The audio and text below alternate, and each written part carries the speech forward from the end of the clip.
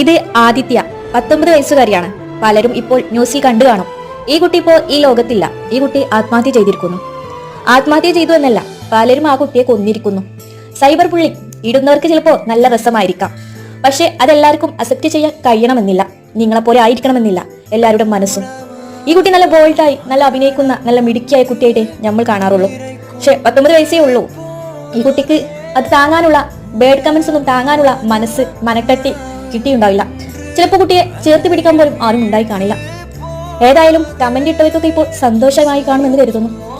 വെറുതെ എന്തിനാടോ, നിങ്ങൾക്ക് ഇൻട്രസ്റ്റ് ഇല്ലെങ്കിൽ നോട്ട് ഇൻട്രസ്റ്റഡ് അടിച്ചു പോയിക്കൂടെ?